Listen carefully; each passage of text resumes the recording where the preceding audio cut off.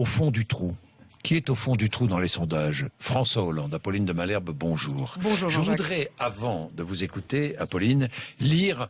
Ce matin, je regardais la presse. J'ai rarement vu une presse aussi sévère, aussi sévère avec un président de la République après le renoncement d'hier. Voilà ce qu'écrit, par exemple, l'éditorialiste de Libération, Grégoire Bissot. Un désastre. Jamais peut-être dans l'histoire politique française, une initiative d'un président de la République n'aura atteint un résultat aussi éloigné de l'objectif affiché. Hollande est évidemment le premier perdant de ce feuilleton. Il pensait qu'il y avait peu de risques à proposer une mesure souhaitée par son opposition et soutenue par l'opinion. Il s'est trompé en oubliant l'essentiel. On ne touche pas à la Constitution sans principe ni conviction. Il y avait dans ce pari trop d'arrière-pensée et de calculs. Des non-dits présidentiels ne pouvaient sortir que de la confusion, du trouble et de la colère. Le jeu de la droite a été tout aussi désolant. Le secret espoir de faire chuter François Hollande l'a finalement emporté sur toute autre considération, si bien que l'opposition a osé cette figure de style inédite, une droite sénatoriale qui prend à contre-pied la droite du Palais Bourbon. Personne ne peut espérer retirer le moindre dividende politique de ce naufrage, sauf Marine Le Pen. 7h21, Apolline de Malherbe, François Hollande est au fond du trou. Il a sombré dans les sondages. Il sombre. On a vu encore la dernière enquête du Cevipof. Oui, mais il ne renonce pas. Et pourtant, il ne renonce pas. Pourquoi? Parce qu'il y croit. Il continue à croire en lui. Malgré ce fiasco absolu, il croit en lui et il se voit même réélu. Et pourtant, vous parliez du Cevipof, mais il y a aussi cette enquête Ipsos-Sopra qui montre que Hollande serait éliminé. Quoi qu'il arrive et qui qu'il ait en face de lui, que ce soit Alain Juppé, que ce soit Nicolas Sarkozy, il serait, quoi qu'il arrive, éliminé. Est-ce que ça va l'inciter à renoncer? Eh bien non. Ses proches me disent hier, mais tant qu'il n'est pas à 3%, tout va bien. Et ils interrogent, qui y a-t-il d'autre? Il y a personne? Et Valls?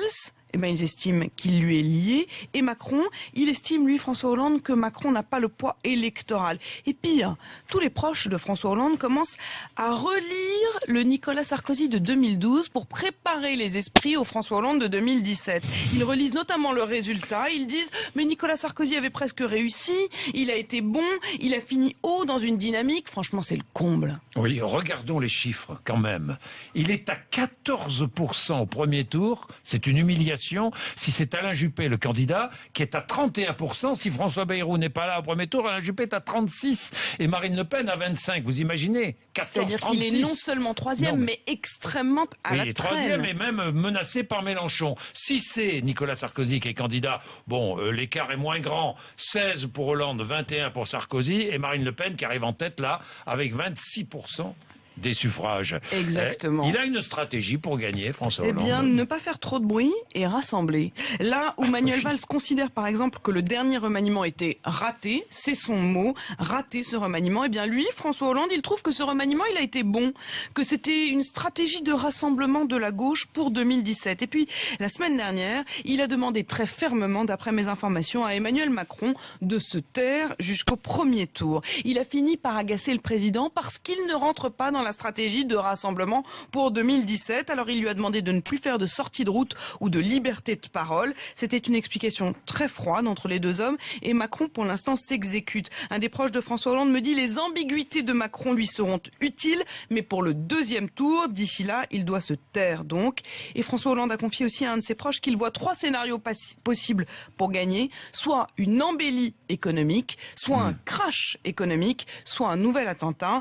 Que des événements extérieurs, donc, comme si ça allait lui tomber du ciel en quelque sorte. Non, il ne va pas rêver d'un nouvel attentat pour être réélu. Je ne vais pas jusqu'à dire qu'il en rêve. Oui. Il se dit que si un tel scénario arrivait, alors sans doute il serait réélu. Et effectivement, comme il ne croit sans doute pas envisager un tel à scénario. l'embellie, eh bien il table effectivement, Jean-Jacques, il table sur le scénario du pire. L'œil d'Apo. Je voudrais reparler des propos de Rossignol hier. Non pas les propos polémiques, mais le simple fait qu'elle s'étonne qu'il y ait des marques qui tout d'un coup proposent des niqabs ou des nijabs ou des choses qui couvrent, mais comme si elles se réveillaient soudain parce que c'est Dolce & Gabbana ou Dior. Mais il suffit d'aller dans n'importe quel quartier de France ou H&M, mais parce que c'est des marques, connues, tout d'un coup ce serait choquant. Mais quoi qu'il arrive, ce qui éventuellement pourrait choquer la ministre, c'est le fait qu'il y ait une consommation pour ça. C'est le fait qu'il y ait une demande. Plutôt que d'interroger les marques, elle devrait interroger les Françaises. Bon, irresponsable, a dit la ministre hier,